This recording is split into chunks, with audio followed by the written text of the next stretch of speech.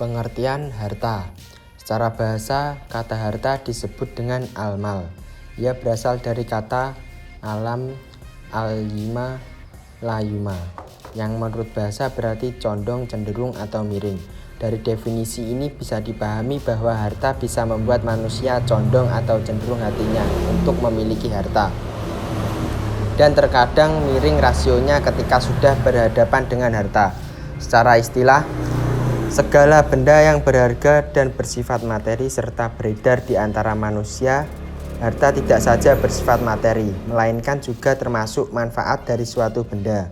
Akan tetapi, ulama Hanafiyah berpendirian bahwa yang dimaksud dengan harta adalah segala yang diminati dan dapat dihadirkan ketika hajat diperlukannya. Dengan kata lain, harta adalah suatu yang dapat dimiliki, disimpan, dan dapat pula dimanfaatkan. Harta menurut para ulama. Menurut jumhur ulama, antara harta dan hak milik adalah sama. Sementara menurut ulama Hanafiyah yang membedakan antara lain hak milik dengan harta.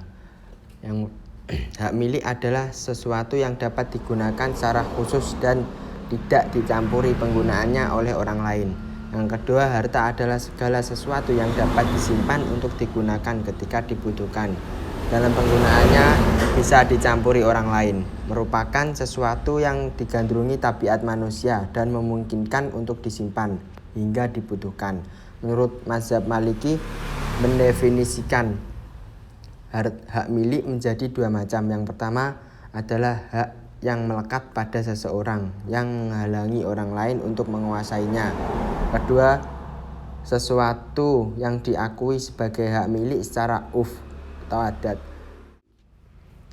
Menurut mazhab Syafi'i, mendefinisikan hak milik juga menjadi dua macam. Yang pertama adalah sesuatu yang bermanfaat bagi pemiliknya. Yang kedua, bernilai harta. Menurut Imam Hambali juga mendefinisikan hak milik menjadi dua macam. Yang pertama, sesuatu yang mempunyai nilai ekonomi. Yang kedua, dilindungi undang-undang. Harta mutakawim dan harta ghairu mutakawim.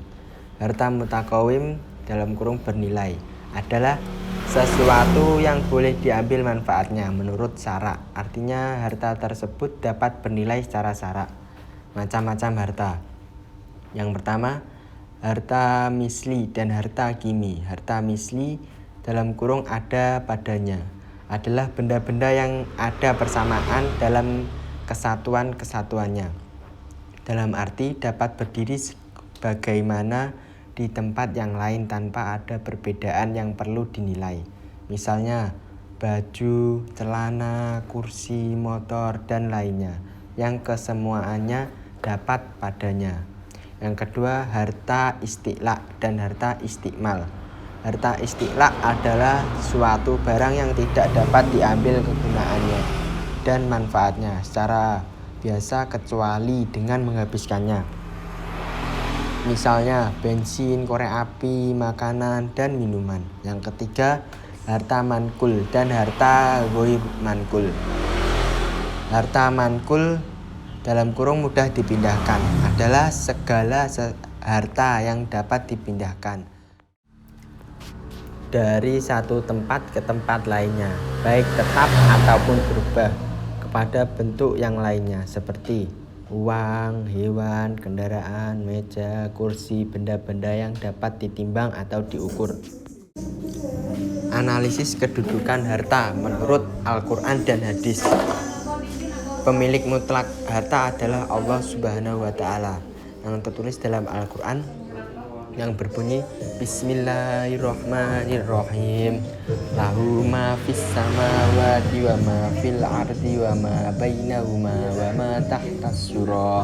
Yang artinya, kepunyaannya lah semua yang ada di langit, semua yang di bumi, semua yang di antara keduanya, dan semua yang di bawah tanah. Yakni semua adalah milik Allah, berada dalam genggaman kekuasaannya, dan berada dalam pengaturan kehendak dan keinginan serta hukumnya. Dialah yang menciptakan semua yang memilikinya dan yang menjadi Tuhannya. Tiada Tuhan selain Dia. Dari hadis Zubair bin Awam, ia berkata, Rasulullah SAW bersabda, negara adalah milik Allah. Hamba semua manusia juga milik Allah. Di mana saja engkau mendapatkan kebaikan, maka tegakkanlah. Harta sebagai amanah atau titipan. Al-Quran, Allah pernah berfirman dalam surat Al-Hadid ayat 57 yang berbunyi, Bismillahirrahmanirrahim. Aminu billahi wa rasulihi wa anfiqu mimma ja'alakum mustahlafina fihi falladzina amanu minkum wa anfaqu lahum ajrun kabir, yang artinya berimanlah kepada Allah dan Rasulnya dan infakkanlah di jalan Allah sebagian harta yang telah Dia menjadikan kamu sebagai penguasanya. Maka orang-orang yang beriman di antara kamu dan menginfakkan hartanya di jalan Allah, maka memperoleh pahala yang besar. Hadis yang berbunyi, hadis dari Abu Barzah al-Aslami berkata, Rasulullah SAW bersabda, pada hari kiamat kelak seorang hamba tidak akan melangkahkan kakinya kecuali akan ditanya tentang 4 perkara. Yang pertama, tentang umurnya, untuk apa ia habiskan. Yang kedua, tentang ilmunya, sejauh mana ia mengamalkannya. Yang ketiga, tentang hartanya, dari mana ia mendapatkannya dan untuk apa ia pergunakan. Yang keempat, serta tentang semua anggota tubuhnya, apa yang ia perbuat dengannya. Tirmizi jilid 2. Cara mendapatkan harta menurut syariat Islam ada 6. Yang pertama, bekerja. Yang kedua, menguasai harta benda mubah. Yang ketiga, perjanjian atau hak milik. Yang keempat, warisan. Yang kelima, syuf'ah. Yang keenam, hak-hak keagamaan.